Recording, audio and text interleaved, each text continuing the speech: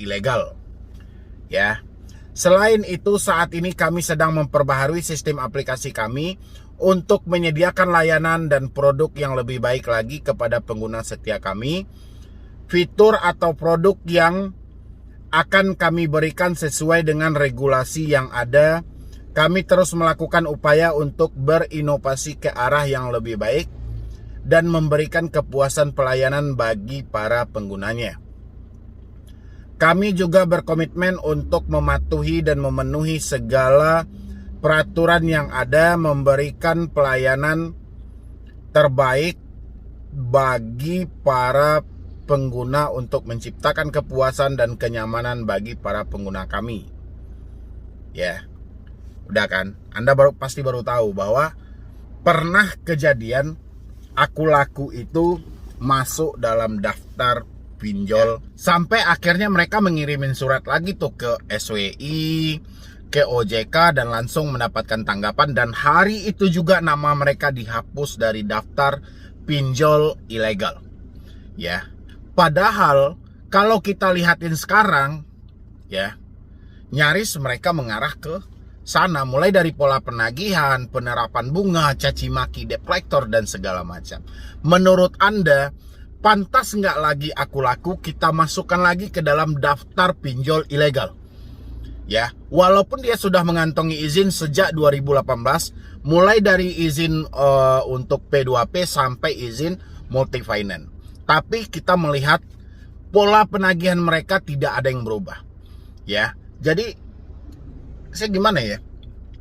Cara dari SWI mencari dari pinjol ilegal sampai dia mendapatkan atau menemukan Akulaku ada di dalam hal itu, ya. Dia menemukan Akulaku ada di dalam pergerakan pinjol ilegal itu sampai dia mencatat 182 pinjol ilegal, termasuk ada Akulaku di dalam itu. Tiba-tiba hanya sebatas surat dikirimin lalu dihapus, ya.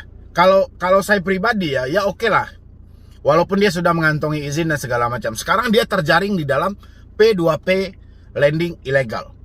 Ya, harusnya sebelum dia dikeluarkan dari P2P lending ilegal ini, walaupun dia bilang ada kekeliruan dan segala macam, saya rasa nggak mungkin dong SWI bisa keliru dalam menentukan pinjol-pinjol ilegal. Kan SWI kan melihat itu dari pergerakan usaha baru, khususnya untuk pelaku usaha jasa keuangan non-bank gitu loh ya. Walaupun dia misalnya terjaring karena tidak terdaftar di OJK, habis itu malah menemukan Akulaku di saat itu, ya. Tapi jangan secepat itu juga langsung dikeluarkan dari daftar itu, tapi ditinjau kembali. Ya, harusnya kan ditinjau kembali, tapi saya nggak tahu nih ada apa Akulaku, OJK, SWI.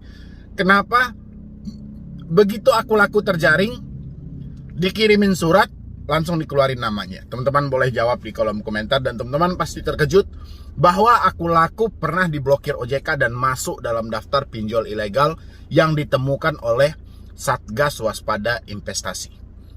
Ya, silakan teman-teman beri tanggapan, pasti Anda juga baru melihat beritanya dan baru tahu dari beritanya hari ini gitu loh ya. Ini 2018 ini zaman-zaman saya masih terjebak dari pinjaman online. Tapi saya nggak minjam Akulaku saat itu. Saya cuma ada minjamnya di, kalau pinjol legal saya masih ingat itu Kredit Pintar. Ya, mungkin dari saya cuma itu aja. Saya pengen tahu tanggapan dari teman-teman semuanya, kapan perlu boomingkan, dan pinjol apa lagi sih yang seharusnya untuk diblokir oleh OJK ini. Anda isi di kolom komentar. Tapi jangan hanya semata minta blokir saja, tapi terangkan juga alasan Anda kenapa pinjol itu harus diblokir dan ada apa. Ya. Jadi sekian dulu dari saya, Medi Broni.